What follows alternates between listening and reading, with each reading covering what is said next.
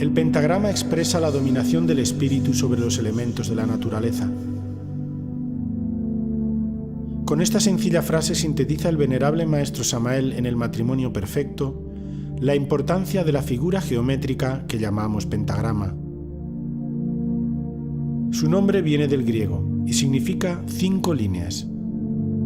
Otros nombres que recibe, como pentalfa o pentáculo, también derivan de la misma lengua y vuelven a hacer referencia al 5. En el primer caso son 5 alfas, la primera letra del alfabeto griego que equivale a nuestra A, y en el segundo se refiere a que tiene 5 ángulos. Ya era conocido en la antigua Mesopotamia, pero sabemos que fue Pitágoras el que le dedicó la máxima atención, estudiándolo, reverenciándolo y adoptándolo como símbolo de su escuela iniciática, según Jámblico en su vida de Pitágoras.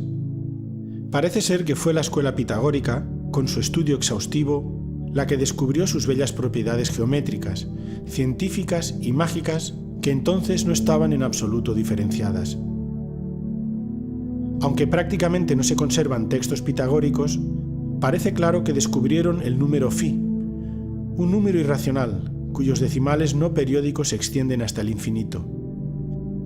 Además, todos los ángulos que existen en el pentagrama son de 36 grados, 5, 72 grados, 10, y 108, 5 interiores y 5 exteriores. Y su suma cabalística nos conduce a un nuevo número de gran importancia, el 9.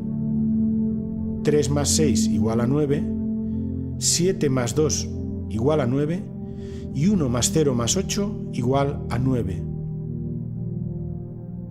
Los pitagóricos establecieron una relación entre la palabra hygieia, salud en griego, que al contraerse se puede escribir como Higeia, y el pentágono estrellado, situando una letra en cada vértice. Como los miembros de esta escuela se reconocían con este símbolo, es fácil establecer la relación entre mostrar el pentagrama ante una persona y desear salud y bienestar. De hecho, el verbo saludar proviene de la palabra salud.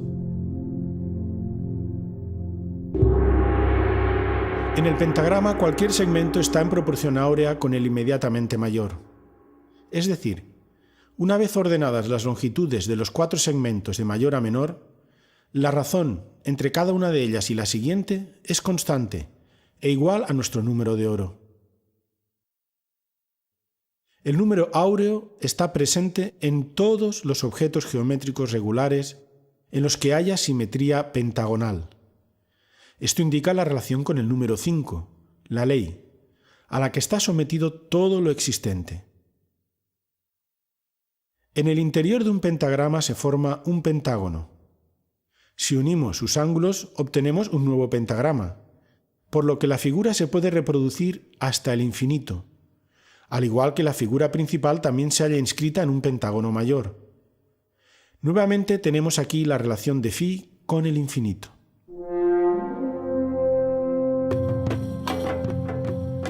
Como hemos dicho, esta figura se encuentra desde época de las culturas mesopotámicas. Es utilizada por Pitágoras como símbolo de su escuela y pasa a través de Platón hasta Vitruvio, persistiendo a lo largo de los siglos en los trazados de los arquitectos y en las estrellas mágicas. Luca Pacioli lo saca nuevamente a la luz y los artistas del Renacimiento lo incorporan a su obra: Leonardo, Alberti, Durero, etc. En resumen, el pentagrama como figura geométrica reúne unas características y propiedades matemáticas únicas. Todas giran alrededor del número phi o número de oro. Este número irracional, ya que no puede ser expresado por un número entero, guarda relación con el número 5, la ley divina, y con el círculo, expresión de la perfección de Dios, así como con la espiral, que es el nexo de unión entre los mundos. Indudablemente las octavas del caracol se procesan musicalmente con las notas do, re, mi, fa, sol, la, si, en forma graduativa. Si observamos cuidadosamente una escalera espiraloide, veremos una sucesión de curvas cada vez más altas, en forma tal que van precedidas por las más bajas. Esta formación, esta distribución de las curvas en la forma de cualquier espiral, es suficiente como para comprender que entre octava y octava existen también pausas musicales. A cada una de estas pausas corresponde un descenso abismal.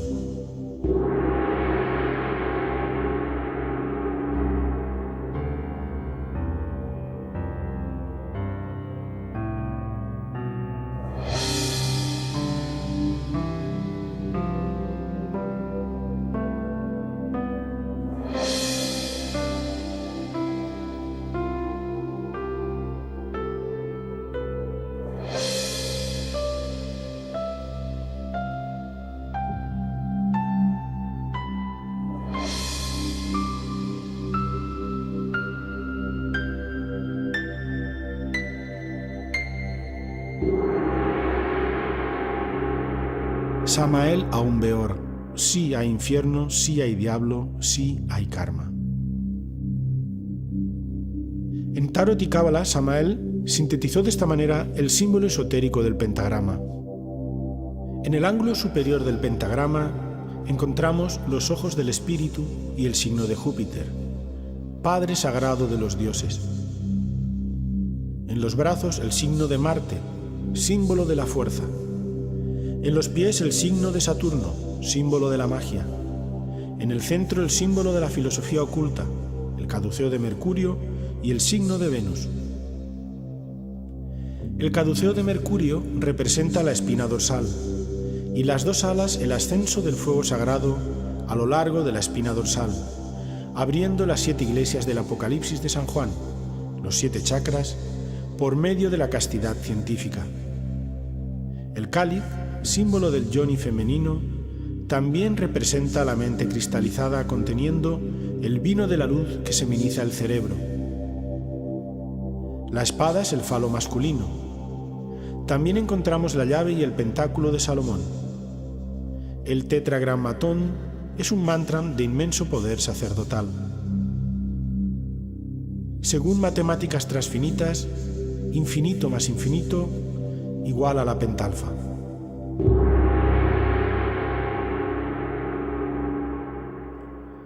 Su primera aplicación es la divina proporción, como la llamó Luca Pacioli en el siglo XVI, y consiste en la división de una línea en un punto tal que la distancia total sea a la mayor lo que la mayor es a la menor.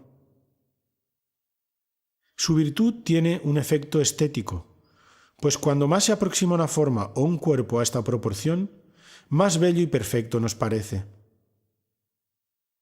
Todas las criaturas de la naturaleza tienden a desarrollarse cumpliendo esta proporción.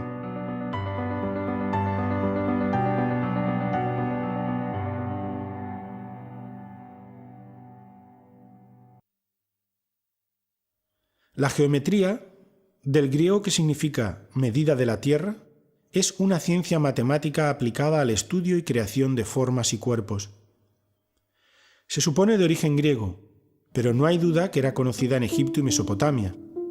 Su nombre cuadra muy bien con el uso práctico que se daba en esas antiguas culturas a esta ciencia: medir los campos tras las inundaciones estacionales y volver a delimitarlos. El principio de la geometría es el punto. A partir de aquí, con regla, el instrumento de la rectitud, y compás, el instrumento de la perfección circular, se crea el universo geométrico, como Dios hizo con toda la creación. Del punto nace la recta, y con 3 de ellas tenemos el triángulo, con 4 el cuadrado y con 5 el pentágono. En términos aritméticos, si el punto es el 0 y la recta el 1, observemos cómo es imposible crear la más simple de las figuras, el triángulo, con solo 2 líneas. Esta es la más simple demostración del misterio de la creación, que requiere de la concurrencia de 3 elementos o fuerzas para su existencia.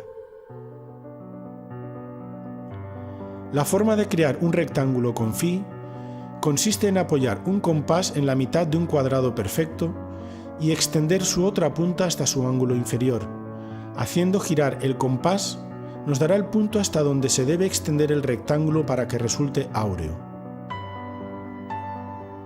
Mediante este sencillo procedimiento, podemos entender que Phi relaciona el círculo, la perfección divina, con el cuadrado y el rectángulo, ambas formas ligadas al 4, el mundo manifestado. En el mismo triángulo rectángulo tenemos implícito el valor de Phi, la armonía oculta que anima a todas las cosas existentes hacia la belleza y la verdad divinas. El psicólogo alemán Gustav Theodor Fechner, 1801-1887, realizó en 1876 el experimento de presentar rectángulos de varias medidas y darlos a elegir a diversos sujetos, prefiriendo la mayoría los que guardaban la proporción áurea. Los poliedros regulares son sólidos cuyas caras son todas iguales. Los pitagóricos demostraron que solo pueden existir 5 cuerpos regulares, que representan a cada uno de los elementos. La Tierra está representada por el cubo, constituida por 8 vértices y formada por 6 cuadrados. El fuego por el tetraedro, que son 4 triángulos equiláteros. El aire por el octaedro, 8 triángulos equiláteros. El agua por el icosaedro, con 12 vértices y 20 triángulos equiláteros. El universo o el éter está representado por el dodecaedro, formado por 12 caras, que son 12 pentágonos regulares. Todos, en especial el icosaedro y el dodecaedro, guardan estrecha relación con el número de oro. Mediante un rectángulo áureo subdividido, se traza una espiral logarítmica que permite comprender todas las relaciones armónicas que se manifiestan en la naturaleza y en el arte.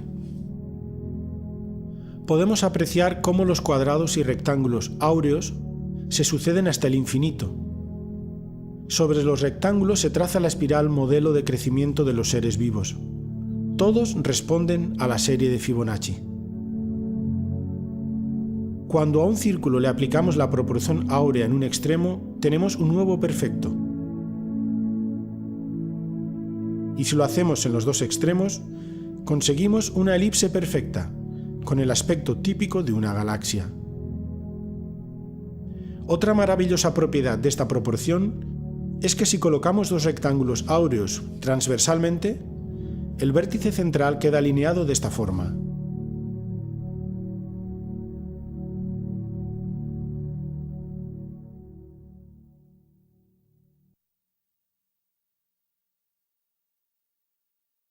El llamado número Phi es la expresión numérica que ha hecho el hombre de una proporción que no es un invento humano, sino que existe en la naturaleza. Las criaturas en su crecimiento se aproximan a la perfección matemática. La espiral logarítmica determinada por los rectángulos áureos autorreproduciéndose marca el crecimiento de muchos frutos y flores y también conchas. Los ejemplos que se citan a continuación no son más que casos que se han investigado científicamente. Los cristales de pirita, aunque no es la forma principal de cristalización de los cuerpos. La filotaxia. Esta ciencia estudia la distribución de las ramas y hojas en forma helicoidal a lo largo del tallo, que siguen una espiral áurea, lo que además permite aprovechar al máximo la insolación. Por ejemplo, lo vemos también en el grueso de las ramas principal y secundaria respecto al tronco y en la distribución de las nervaduras de las hojas. La espiral de crecimiento de las piñas siempre combina igualmente espirales en sentidos opuestos de número secuencial de Fibonacci. En la mayoría de las flores vemos que existe la ley de Ludwig.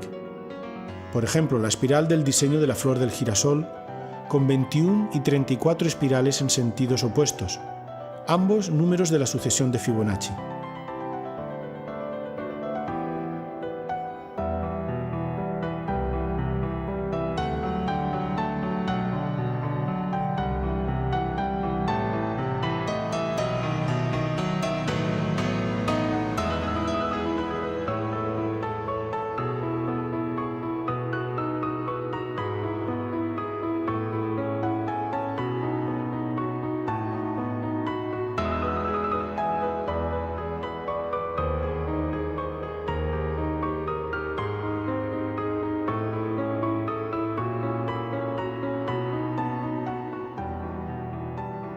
Tenemos también la maravillosa y sorprendente col romanesco.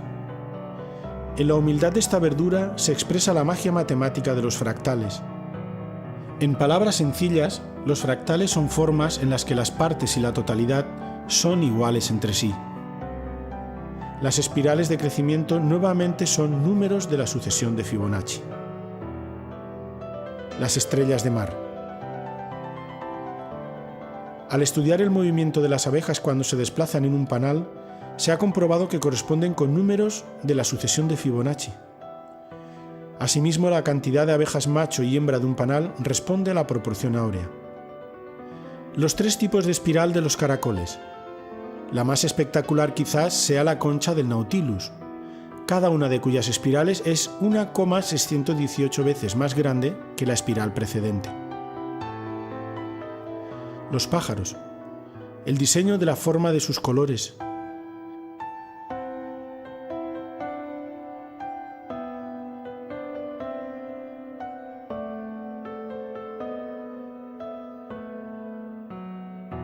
La forma espiral de las galaxias. Dice el venerable maestro Samael: necesitamos llenar la bolsa inagotable de las grandes posibilidades. La bolsa inagotable de las posibilidades tiene la forma de una galaxia espiral. Para los pocos.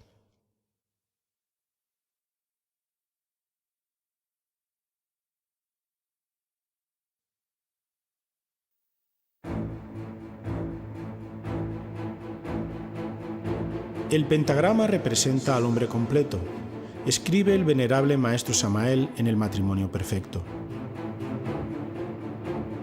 Según los filósofos griegos Heráclito y Protágoras, el hombre es la medida de todas las cosas. Estudios anatómicos y artísticos demuestran sin lugar a dudas que el canon ideal de la belleza es Φ.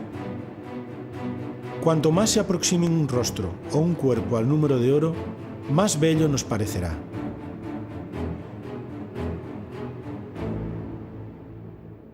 Vitruvio fue el que más se extendió sobre este tema, aclarando cómo los escultores griegos descubrieron esta proporción y la aplicaron a la talla de figuras humanas, al igual que los arquitectos lo aplicaron a la erección de edificios.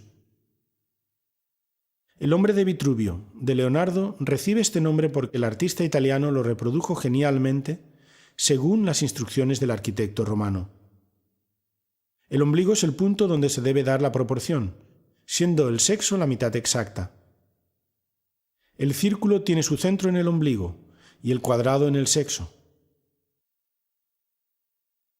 De hecho, todas las proporciones de las partes principales del hombre obedecen a la proporción áurea. Los ventrículos del corazón humano recuperan su posición inicial en el punto del ciclo cardíaco que corresponde a la sección áurea. En la distancia del brazo a la punta de los dedos, del codo a la punta de los dedos, en la mano desde la muñeca al índice y en las falanges de los dedos de una mano encontramos la proporción áurea.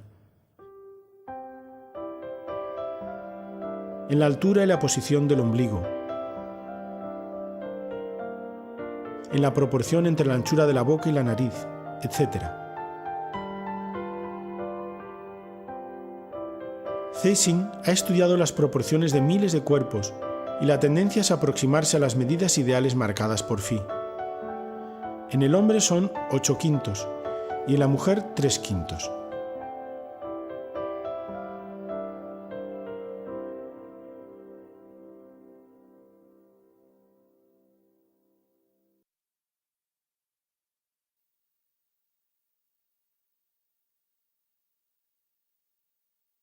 Como dijimos anteriormente, la primera escuela que sacó a la luz estos secretos matemáticos fue la de Pitágoras de Samos, en el siglo V a.C. Si bien se guardó de explicar públicamente la relación de las matemáticas sagradas con el desarrollo espiritual, pues era una escuela iniciática, es posible rastrear en el devenir de la historia de Occidente la presencia de estos conocimientos a través de dos vías: la teórica o literaria, los escritos de filósofos, matemáticos y artistas, y la artística, sobre todo la arquitectura, y en menor medida la escultura y la pintura. Aunque pudiera parecer que el conocimiento de la proporción áurea aumentara en el devenir histórico, lo único que está sucediendo es que aumenta el saber y decrece el ser, es decir, aumentan las explicaciones teóricas y disminuye su presencia y su uso consciente. Esto guarda estrecha relación con el alejamiento progresivo de la humanidad de lo divino, de la fuerza que puso en marcha el universo y creó al hombre.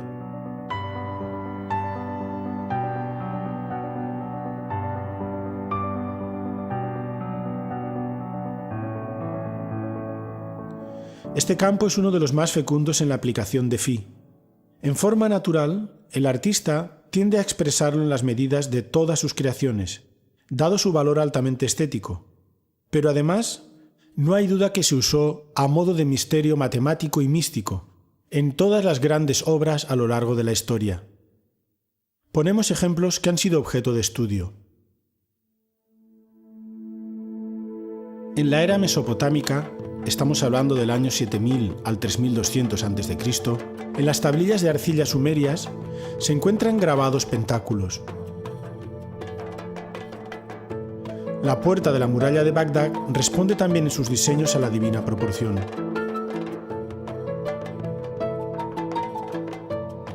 A partir del 4700 oficialmente en Egipto, podemos afirmar que toda manifestación de la religiosidad egipcia, en lo que ahora llamamos arquitectura, escultura y pintura, responde escrupulosamente a la proporción áurea, sin la cual no se concibe ninguna creación humana dirigida a los dioses.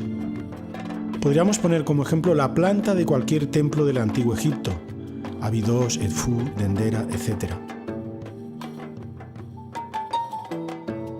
El ejemplo quizá más conocido es la Gran Pirámide. En ella el cociente de la altura de cualquiera de los triángulos que la conforma y su lado es 2 phi.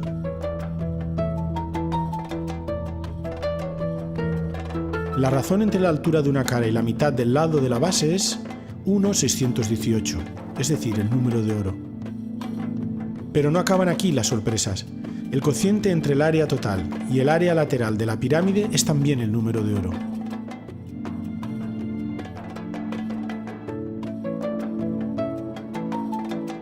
Y por si fuera poco, el cociente entre el área lateral y el área de la base sigue siendo el número áureo.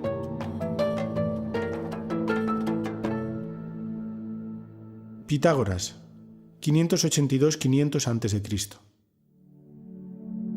Instruido por Tales de Mileto, Anaximandro y Anaxímenes, con su escuela iniciática es el primero en desvelar estos secretos, aunque no directamente, ya que se trataba de una escuela de misterios, por lo que prácticamente no se conservan escritos propiamente pitagóricos, sino que se conocen a través de otros autores. Sin duda, su conocimiento fue extraído de Egipto, donde fue iniciado en los templos de sabiduría. Los elementos identificativos en los que basaban su conocimiento eran: el dodecaedro. Representa al éter, el quinto elemento o sustancia generatriz presente en todo y base de los otros 4 elementos: tierra, agua, aire y fuego.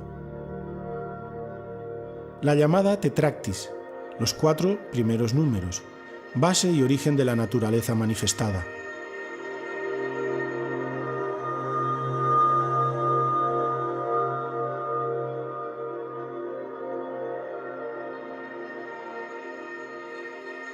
El triángulo rectángulo, que representa la inconmensurabilidad, como virtud divina presente en todo lo existente. Su demostración es el famoso teorema de Pitágoras.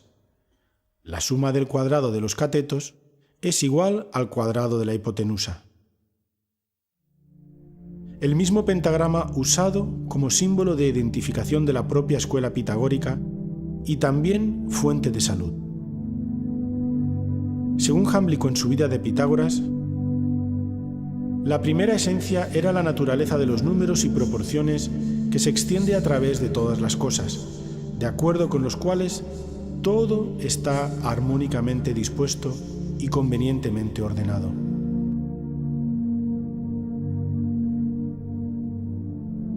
La música. A través de su estudio de la mística de los números, descubrieron el carácter aritmético de la armonía musical.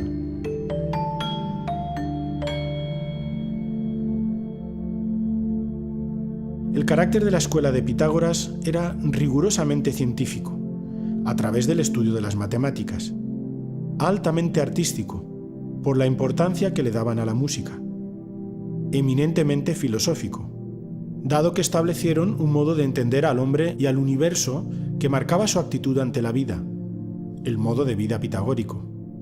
Y por último, profundamente religioso, ya que el fin último de todo esto era aproximarse a Dios. Además, su principal característica es que no era una escuela en el sentido que actualmente tiene, sino una escuela de misterios, es decir, el conocimiento se adquiría en forma iniciática y tenía el sentido de sabiduría sagrada revelada. Se puede afirmar que la mayoría de los teoremas y demostraciones matemáticas sobre geometría que conforman los elementos de Euclides se deben a los pitagóricos. Igualmente, su influencia cultural fue tal que, pasando a través de la filosofía platónica, se encuentra en la base del cristianismo y de nuestra civilización occidental.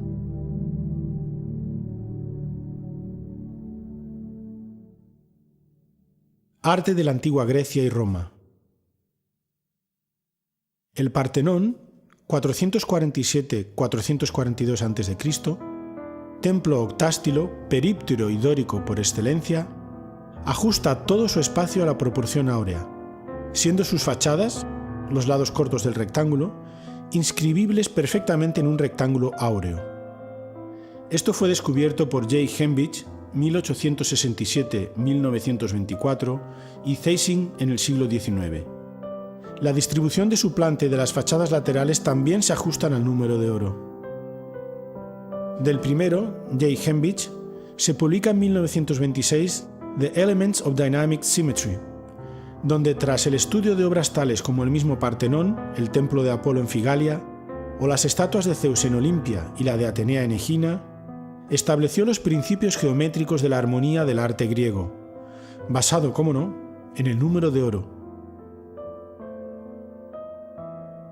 En 1837 se descubrieron las correcciones ópticas.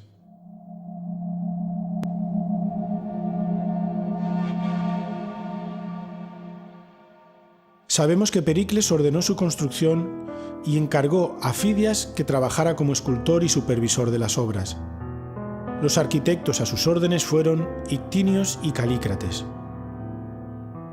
Georgiades ha llegado a estudiar la relación entre la escala musical pitagórica y los intercolumnios del Partenón, y coinciden plenamente. Otros ejemplos son el arco de Septimio Severo, el templo de Ceres en Paestum, y en general todos los grandes templos de orden dórico. El templo de la Concordia en Agrigento, y en escultura el Apolo de Belvedere, inscrito perfectamente en un rectángulo áureo. Hasta en el campo de la alfarería se ha estudiado este asunto y se ha comprobado que el diseño de las formas de los vasos griegos responde estrictamente a la divina proporción.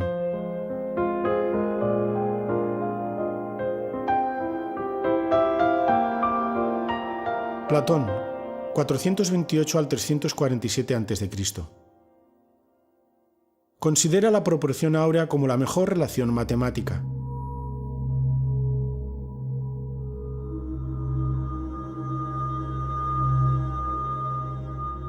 Habla de los 5 cuerpos regulares que tomaron el nombre de sólidos platónicos. El dodecaedro es la combinación de la que Dios se sirvió para trazar el plano del universo, según dice en su Timeo. También dice: es imposible combinar bien 2 cosas sin una tercera. Hace falta una relación entre ellas que las ensamble. La mejor ligazón para estas relaciones es el todo. La suma de las partes como todo es la más perfecta relación de proporciones. Esta es la naturaleza de la relación. La obra del más famoso de los filósofos griegos es tan vasta que nos limitaremos en este estudio a recordar la frase que rezaba en el dintel de la Academia de Platón: no pase quien no sepa geometría.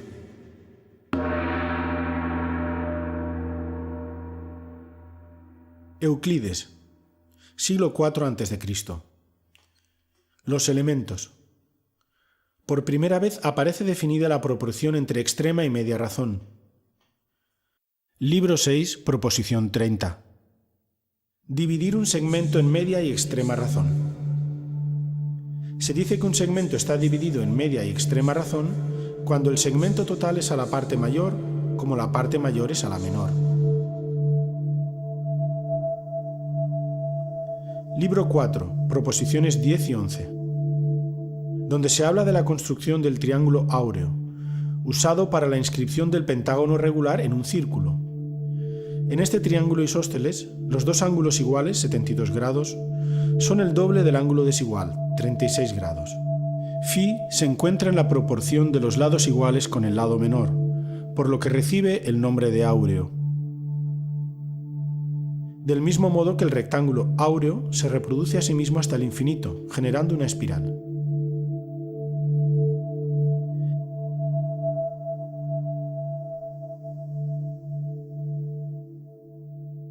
Vitruvio, 85-26 a.C. Para ser buen arquitecto hay que ser buen músico.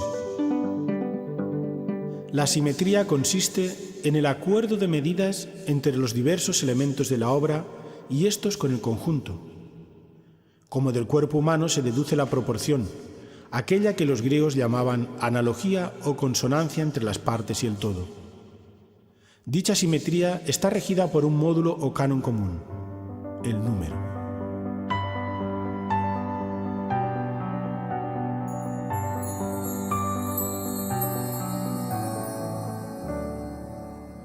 Leonardo de Pisa, Fibonacci, 1170-1250. Escribió Liber Abaci, libro de los ábacos. Este gran matemático de la Edad Media introdujo, tras su estancia en África, los números árabes que revolucionaron la aritmética en Europa. Propone un problema sobre la reproducción de los conejos que da lugar a la conocida como sucesión de Fibonacci. Esta sucesión está vinculada además a la espiral y es la forma del número áureo más presente en la naturaleza. Esta progresión consiste en la adición de los números enteros con su precedente. 0, 1, 1, 2, 3, 5, 8, 13, 21, 34, 55, 89, 144, 233, 377, 610, 987, 1597, 2584, 4181, 6765 y así hasta el infinito. Por eso, la más sorprendente e importante entre las muchas propiedades de esta sucesión es que si dividimos cada número entre su precedente, el resultado cada vez se aproxima más a φ.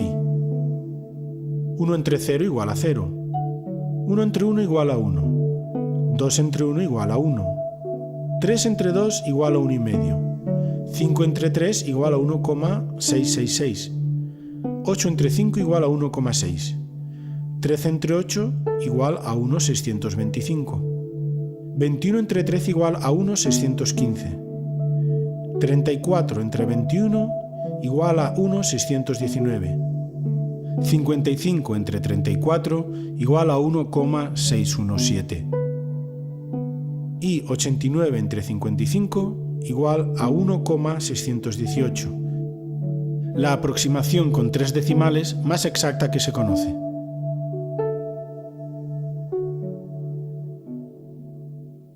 En la Edad Media, entre los siglos XI y XIV, tenemos como ejemplo máximo la Alhambra de Granada.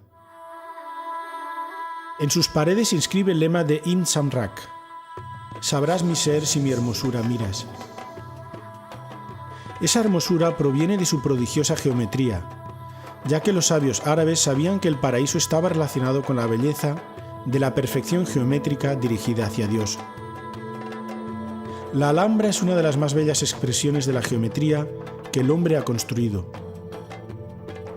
Si vamos adentrándonos en sus secretos geométricos, la admiración y veneración a lo divino se acrecienta, pues la Alhambra cumple con rigor los preceptos áureos.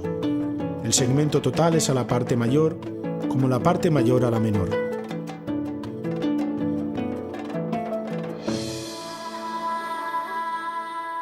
La mayor parte de la Alhambra fue construida en el siglo del arte gótico y comparte los secretos geométricos de las catedrales, aunque expresados en una forma muy diferente. Es la manifestación arquitectónica única e irrepetible de la Casa de Nasr. Su fundador, Al-Ahmar el Rojo, fue aclamado como vencedor por el pueblo cuando volvía de ayudar a los cristianos en la toma de Sevilla. «No me aclaméis», dijo, «porque solo Dios es vencedor. La Ghalib illa Allah». Este otro es el lema que inunda las paredes de la Alhambra. El centro de gravedad sobre el que gira toda la construcción es la Torre de Comares, con su cúpula estrellada con dos cuadrados entrelazados. La altura de la línea del centro de la estrella al suelo es igual al radio del perímetro de los 4 lados del salón. De esta torre parten las simetrías radiales que provocan los maravillosos juegos de perspectivas.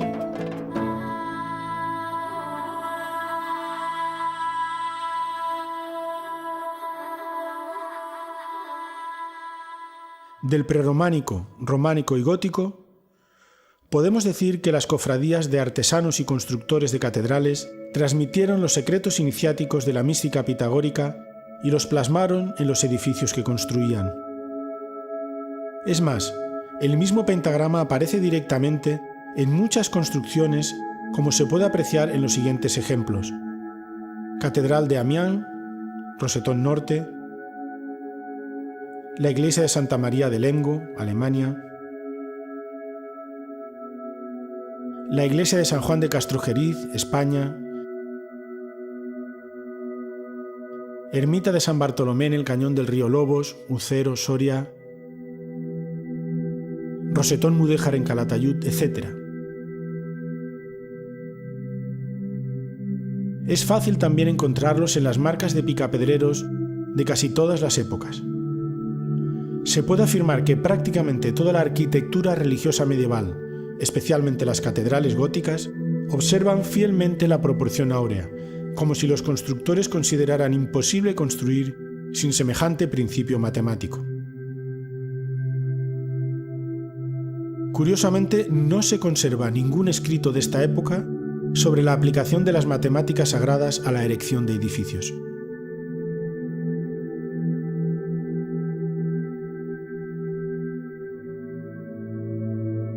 Ejemplos de estudios concretos los tenemos en Santa María dei Fiori de Florencia,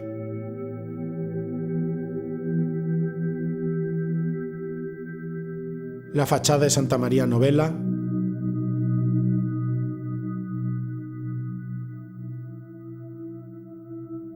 Notre Dame de París,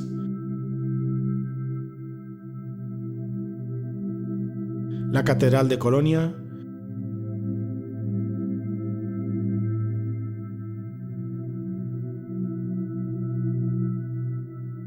Saint-Ouen de Rouen,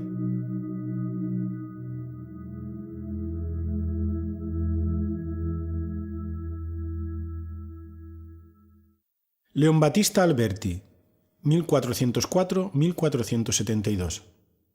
Arquitecto y una de las figuras más importantes del Renacimiento, define la belleza como una armonía de todas las partes en cualquiera que sea el objeto en que aparezca, ajustadas de tal manera y en proporción y conexión tales que nada puede ser añadido, separado o modificado más que para empeorar. Alberti también establece su analogía musical en De Re a Edificatoria. Los números por medio de los cuales el acorde de sonidos afecta a nuestros oídos con placer deben de ser los mismos que agraden a nuestra vista y nuestro pensamiento. Por tanto, todas nuestras reglas para determinar las proporciones debemos obtenerlas de los músicos, que son los grandes maestros de esta clase de números.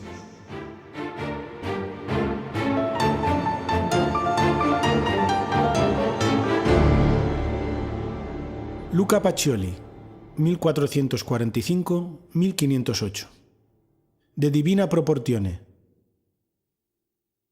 Aquí recoge el neopitagorismo y el neoplatonismo de la antigüedad, en clara relación con el Timeo de Platón, al que cita en repetidas ocasiones, con todas sus implicaciones matemáticas, religiosas, místicas, filosóficas y artísticas. Fue de suma importancia para los científicos y artistas del Renacimiento, alargándose su influencia para toda la posteridad, incluso a nivel mágico.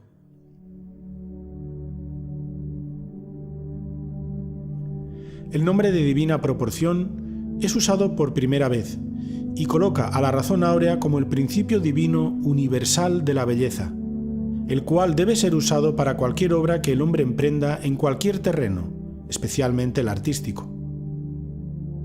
Así, la obra del hombre debe ser un reflejo fiel de la perfección de la obra divina.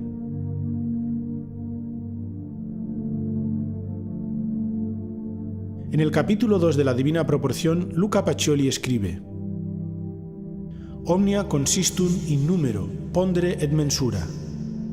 Es decir, que todo aquello que se encuentra distribuido por el universo inferior y superior se reduce necesariamente a número, peso y medida.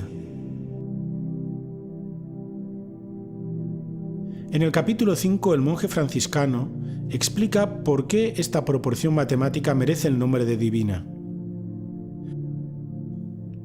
1. Es una sola y no más, y dicha unidad es el supremo epíteto de Dios mismo.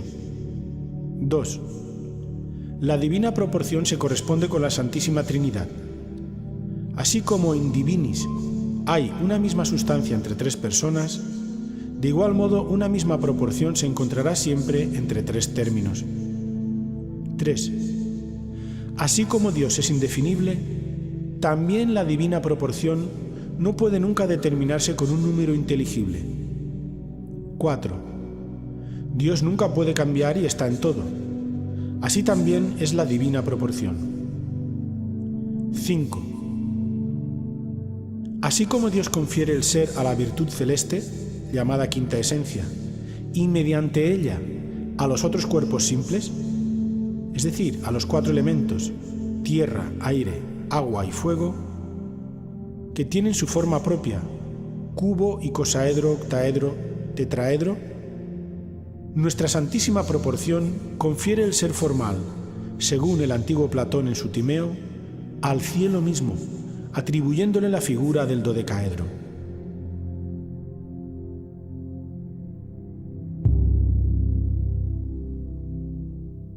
Leonardo da Vinci, 1452-1519. La genialidad de Leonardo en este campo se manifiesta en sus escritos y también en sus obras. Explicó teóricamente nuestra proporción y también la aplicó en la práctica en toda su obra. Le unía una gran amistad con el monje Luca Pacioli y realiza los dibujos para la edición de la Divina Proporción. En su tratado de pintura afirma: nuestra alma está hecha de armonía, y la armonía no se engendra, sino que surge espontánea de la proporción de los objetos que la hacen visible. La gracia de las proporciones está encerrada en normas armónicas. Hace falta usar estas reglas para corregir los errores de las primeras líneas de la composición. El pintor inventa la forma y la materia de las cosas que va a representar. Luego las mide, organiza y proporciona. Y también en el cuaderno de notas, la proporción se encuentra no solamente en los números y medidas, sino también en los sonidos, pesos, tiempos, espacios y cualquier clase de energía que pueda existir. A él le debemos el nombre de proporción áurea. La pintura más famosa de todos los tiempos, la Gioconda, también está ejecutada con la Divina Proporción, así como la Santa Cena y la Anunciación.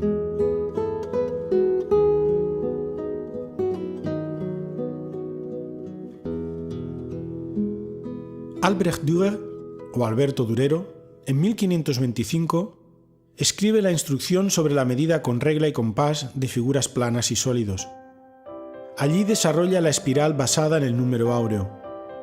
En las obras Adán y Eva se ejemplifica la aplicación de la proporción áurea.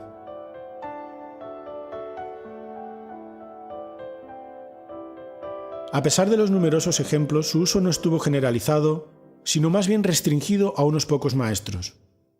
Se ha comprobado su presencia en la fachada del Colegio de San Ildefonso en Alcalá de Henares, 1537-1553, del arquitecto Rodrigo Gil de Ontañón.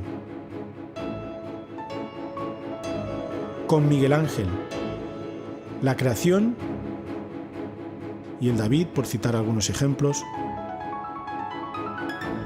Rafael, en la Madonna de Ansi Dei.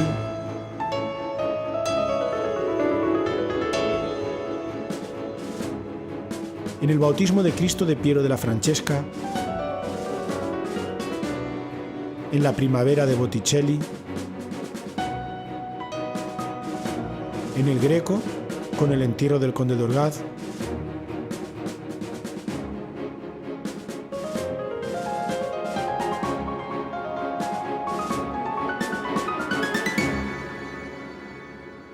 En 1530, Cornelio Agripa escribe De oculta filosofía, en Amberes. Es un tratado de magia que incluye un libro de cábala donde habla del pentagrama y lo asocia a las propiedades del 5.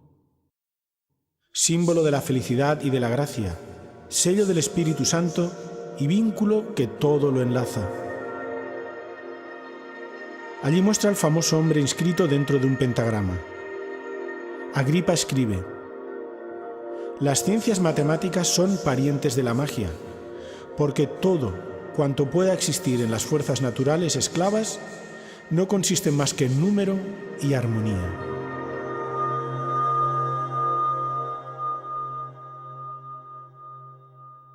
Paracelso, 1493-1541.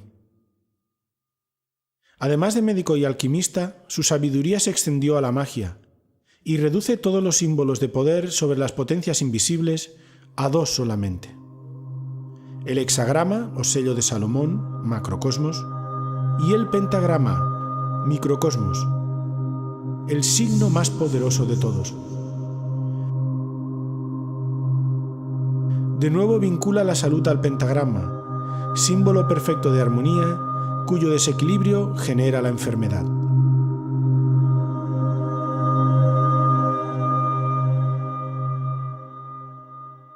Johannes Kepler, 1571-1630. Edita en Tubinga en 1596 Mysterium Cosmographicum. Es el descubridor de la proporción matemática de las órbitas de los planetas, entre otras cosas, y escribe: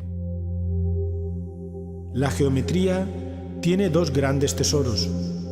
Uno es el teorema de Pitágoras y el otro es la sección áurea.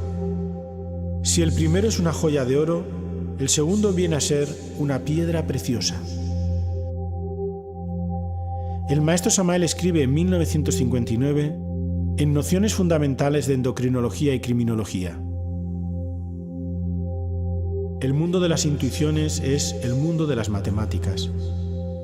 El estudiante que quiera elevarse al mundo de la intuición debe ser matemático o por lo menos siquiera tener nociones de aritmética.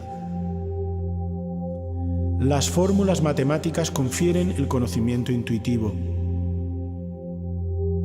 El estudiante se debe concentrar en una fórmula matemática y meditar profundamente en ella.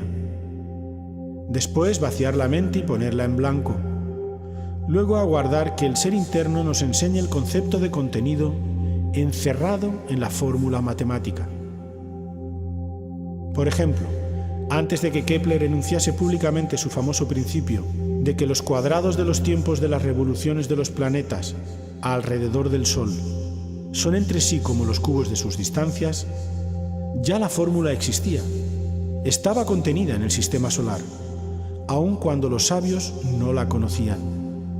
El estudiante puede concentrarse mentalmente en esta fórmula, vaciar la mente, adormecerse con mente en blanco y aguardar que su propio ser interno le revele todos los secretos maravillosos contenidos en la fórmula de Kepler. La fórmula de Newton acerca de la gravitación universal también puede servir para ejercitarnos en la iniciación. Esta fórmula es la siguiente. Los cuerpos se atraen entre sí en razón directa de sus masas y en razón inversa del cuadrado de sus distancias. Si el estudiante practica con tenacidad y suprema paciencia, su propio ser interno lo enseñará e instruirá en la gran obra. Entonces estudiará a los pies del maestro, se elevará al conocimiento intuitivo.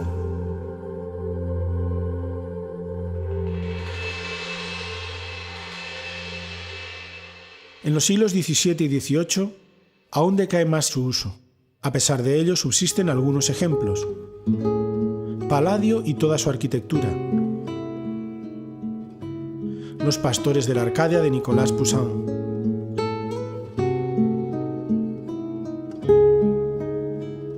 Las meninas de Velázquez.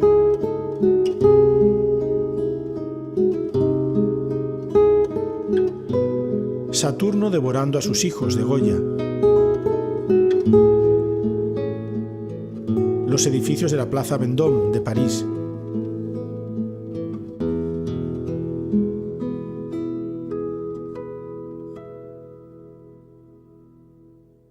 Y en 1806, Johann Wolfgang von Goethe termina la primera parte del Fausto. Mefistófeles. Lo confieso, para irme a pasear me estorba un leve obstáculo. Es este signo pintado en el umbral. Fausto. ¿Te molesta la pentalfa? Pues dime entonces, hijo del infierno. Si por eso no sales, ¿cómo entraste? ¿Cómo cayó en la trampa tal espíritu? Mefistófeles. Fíjate en él. No está bien dibujado. El ángulo hacia afuera, como ves, se abre excesivamente.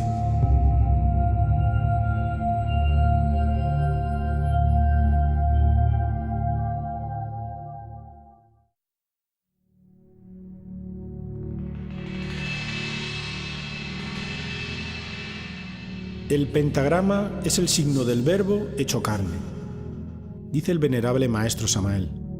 Y también en el matrimonio perfecto, el pentagrama es símbolo del verbo universal de vida. Se puede hacer resplandecer instantáneamente el pentagrama con ciertos mantras secretos.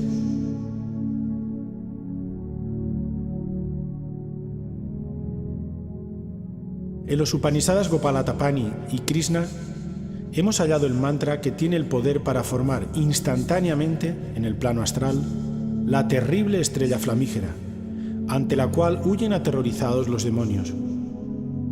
Este mantra consta de 5 partes, a saber, Klim, Krishnaya, Govindaya, Gopihana, Vayavaya, Swaha. Al vocalizar este mantra, se forma instantáneamente la estrella flamígera ante la cual huyen aterrorizados los tenebrosos del arcano 18. El verbo cristaliza siempre en líneas geométricas. Esto está demostrado con la cinta magnetofónica.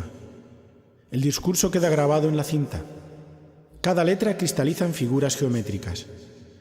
Basta después hacer vibrar la cinta en la máquina grabadora para que se remita el discurso. Dios geometriza. La palabra toma figuras geométricas. Estos mantras citados por nosotros tienen el poder de formar instantáneamente en los mundos suprasensibles la estrella flamígera.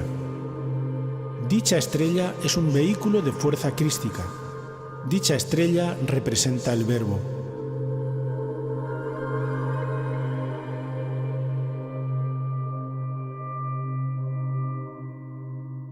Con este poderoso mantra se pueden defender todos aquellos que están trabajando en la fragua encendida de Vulcano. Dicho mantra se vocaliza silabeándolo. Con este mantra se puede conjurar a los demonios que controlan a los posesos. Es urgente aprender a crear instantáneamente la estrella flamígera. Con este mantra podemos crear esa estrella para combatir a los tenebrosos.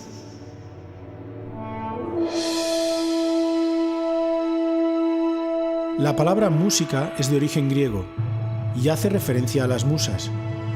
Hesíodo, hacia fines del siglo VIII a.C., nos dice que las musas son las 9 diosas hermanas, hijas de Zeus, Dios, y Mnemósine, la memoria, protectoras de la poesía, las artes y las ciencias.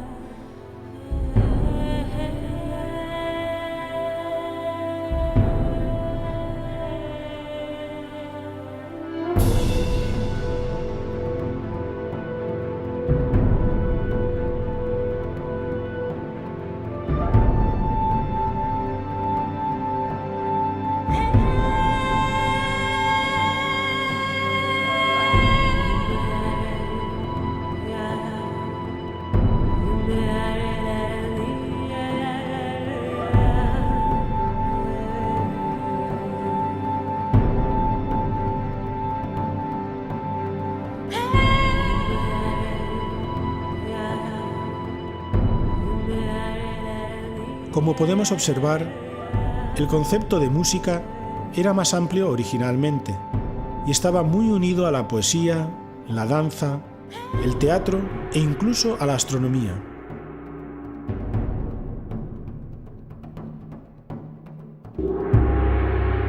Platón estableció que las matemáticas eran la base para las ciencias que permitían acceder a la comprensión total del universo. Aritmética, geometría, astronomía y música. Estas disciplinas componían el llamado quadrivium de la enseñanza universitaria de la Edad Media.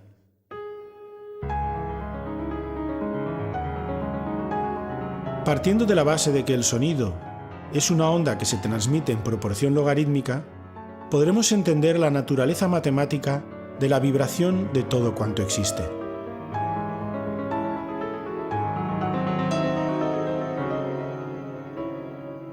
La música fue el tercer pilar de la comunidad pitagórica.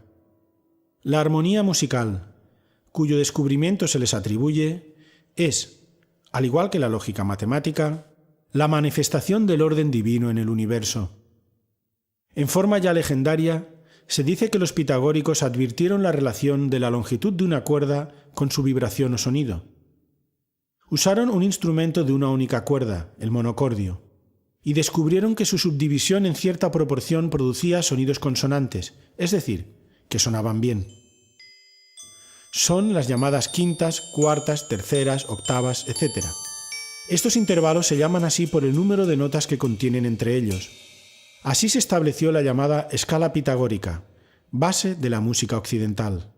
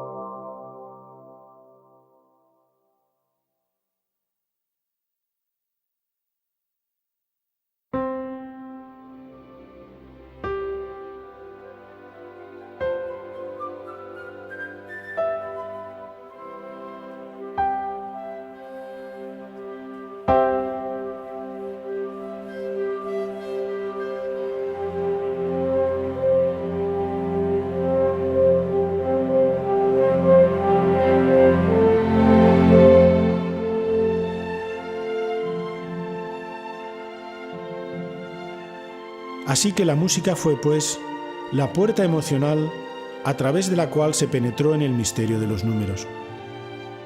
Al hablarnos sobre el paso previo a la intuición, el venerable maestro Samael se refirió así al conocimiento inspirativo. El discípulo que quiere llegar al conocimiento inspirado debe concentrarse profundamente en la música. La flauta encantada de Mozart nos recuerda una iniciación egipcia. Las 9 sinfonías de Beethoven y muchas otras grandes composiciones clásicas nos elevan a los mundos superiores.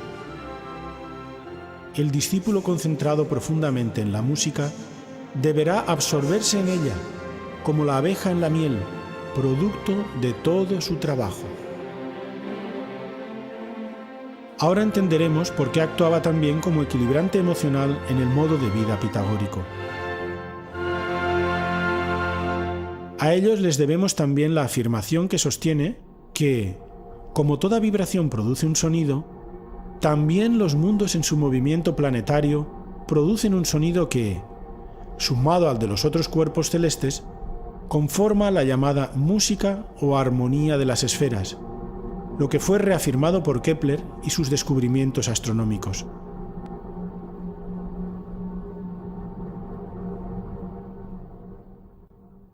Se puede afirmar que la música occidental se basa en las relaciones numéricas entre las notas 3, mediante, 5, dominante, 8, octava y 13. Las 3 primeras más la tónica forman el acorde perfecto. La nota 13ª de una escala da lugar a la nota inicial de la escala menor de la dicha escala. Todos estos números pertenecen a la sucesión de Fibonacci. Al estudiar las composiciones de los grandes maestros, por ejemplo, en el desarrollo y exposición de los temas o en la relación de compases de cada movimiento, encontramos la proporción áurea.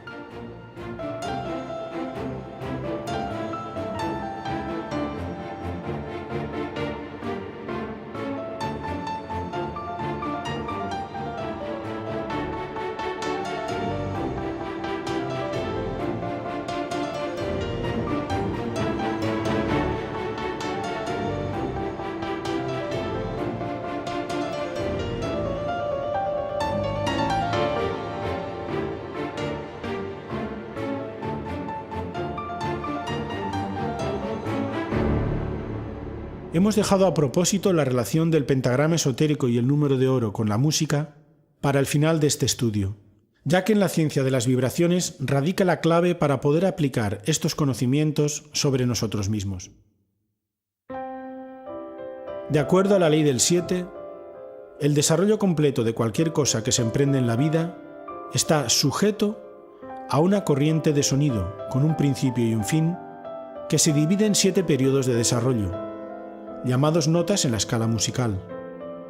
Sabemos muy bien que debido a la naturaleza propia de la ley del 7, en una sola escala de desarrollo, compuesta por las notas do, re, mi, fa, sol, la, si, existe un periodo crítico entre la tercera nota, mi, y la cuarta, fa. Cuando precisamente nos encontramos en ese punto crítico de la corriente de desarrollo, la crisis se traduce en adversidades, resistencias, obstáculos, falta de motivación, pérdida de interés, confusión, dudas, etc. Lo que motiva que el esfuerzo entre en un proceso en el que se inicia una línea de desviación de fuerza que normalmente lleva a practicar de forma mecánica, con desgana y desagrado, con prisas y hasta con enojo, concluyendo generalmente en el abandono de la disciplina o del esfuerzo de cualquier trabajo. Para superar esos periodos de crisis solamente existe una solución: desarrollar la capacidad de sostener las notas, es decir, desarrollar la capacidad de sacrificio para mantener el mismo ritmo de trabajo. Los cantantes de ópera saben lo que es, en áreas de gran dificultad, sostener notas de voz sin crear desarmonías, producir los famosos gallos y sin dañar sus cuerdas vocales. Igualmente, En todo esfuerzo que hagamos en la vida, en toda disciplina de trabajo que nos propongamos, en los momentos difíciles, debemos tener la capacidad de sacrificio suficiente para que no se produzca desviación de líneas o roturas de la línea de desarrollo. Debemos ser inteligentes, hacernos más conscientes de lo que hacemos, revalorizar los propósitos de trabajo, tomar conciencia del valor de la práctica. El crecimiento interior se fundamenta en la superación de las dificultades. Es en los momentos críticos donde más podemos aprender a conocernos a sí mismos. Muchas veces tenemos que seguir adelante cambiando algunas cosas, variando las formas para no caer en la mecanicidad. Esto lo sintetiza el venerable Maestro Samael en Para los Pocos. En el biorritmo de la vida todo se expresa basándose en la ley de las octavas. Durante este biorritmo, en mi Fa aparece la primera crisis y en la Si la segunda crisis. La clave de los triunfadores está en superar las crisis basándose en el desarrollo de la capacidad de sostener las notas y en seguir los siguientes 3 pasos: elección, cambio y decisión.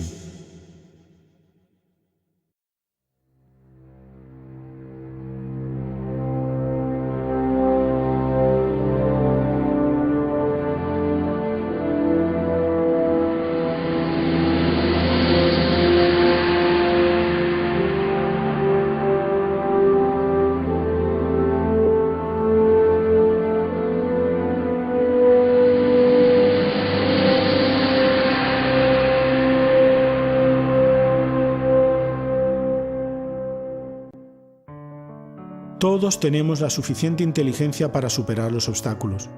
Debemos confiar en nuestro real ser, trabajar para nuestro real ser.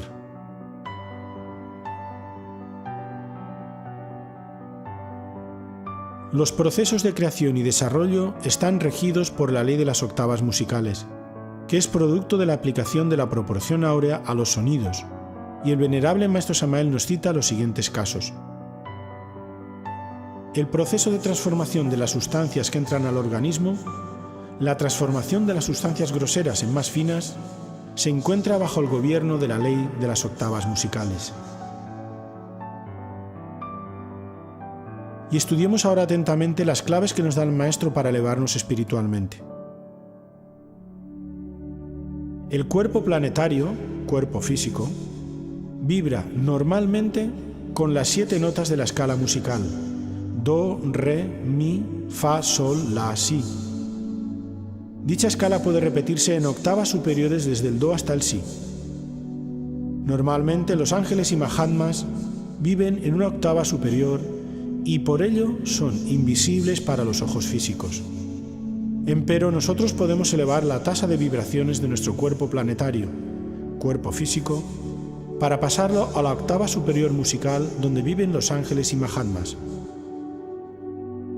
Quien quiera elevar la tasa de vibraciones del cuerpo físico para pasarlo a la octava superior, debe utilizar para ello el ayuno, el silencio, la oración, la meditación y el buen incienso.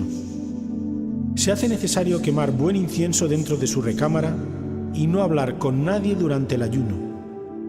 Se hace necesario concentrarse únicamente en el ángel o maestro con el cual deseamos relacionarnos. Así, se eleva nuestra tasa de vibraciones y pasamos a una octava musical superior. Entonces nosotros subimos y el maestro baja para platicar con nosotros. Así se obtienen las famosas materializaciones de que tanto se habla en la literatura ocultista, teosofista, etcétera, etcétera, etcétera. El Cristo Social, 1964. Nos aclara también la intervención de la ley del 7, que no es más que otro nombre para referirse a los mismos principios en el mantenimiento del universo. La música, el verbo, colocado por el Logos en 7 octavas musicales, sostiene al universo firme en su marcha. Primer orden de mundos, nota Do. Segundo orden de mundos, nota Si. Tercer orden de mundos, nota La. Cuarto orden de mundos, nota sol. Quinto orden de mundos, nota fa. Sexto orden de mundos, nota mi. Séptimo orden de mundos, nota re.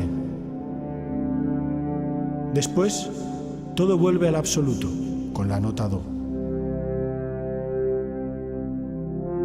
Sin la música, sin el verbo, sin la gran palabra, sería imposible la existencia maravillosa de los 7 cosmos. Tratado esotérico de Astrología Hermética, 1967. Acerca de la creación de los cuerpos afirma: cuando el septenario hombre se une sexualmente al septenario mujer, se hace una suma que da como resultado el arcano 14 del tarot. No está de más asegurar de paso que el hombre tiene 7 principios, lo mismo que la mujer. El sexo es el centro más importante y más rápido del ser humano. El proceso de crear un nuevo ser se realiza dentro de la ley de las octavas musicales. Las 7 notas de la escala musical son la base de toda creación. Si transmutamos la energía creadora, iniciamos una nueva octava en el mundo etérico, cuyo resultado es el nacimiento del Soma Puchikon, el traje de bodas del alma. Con este vehículo podemos penetrar conscientemente en todos los departamentos del reino.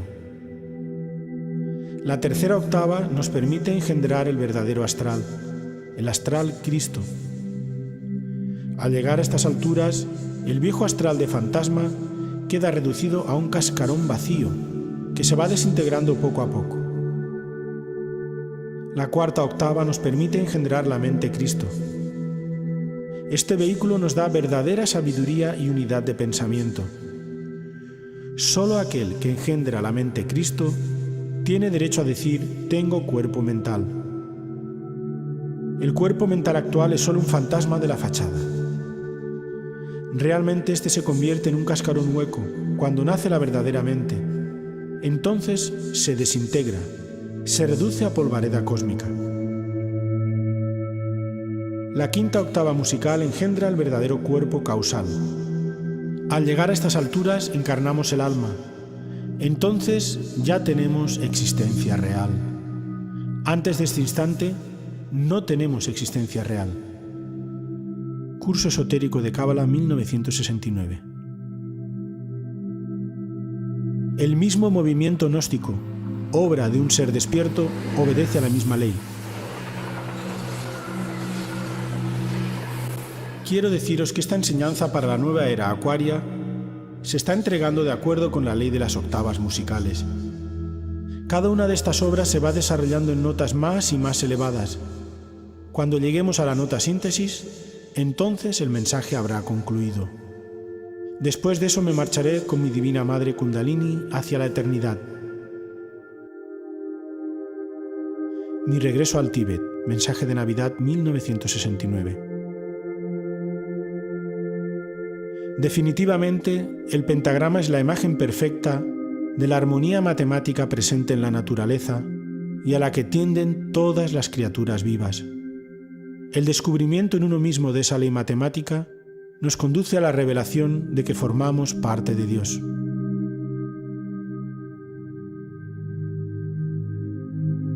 Ven tú, Madre de los 7 centros, que descansas en la armonía de la octava.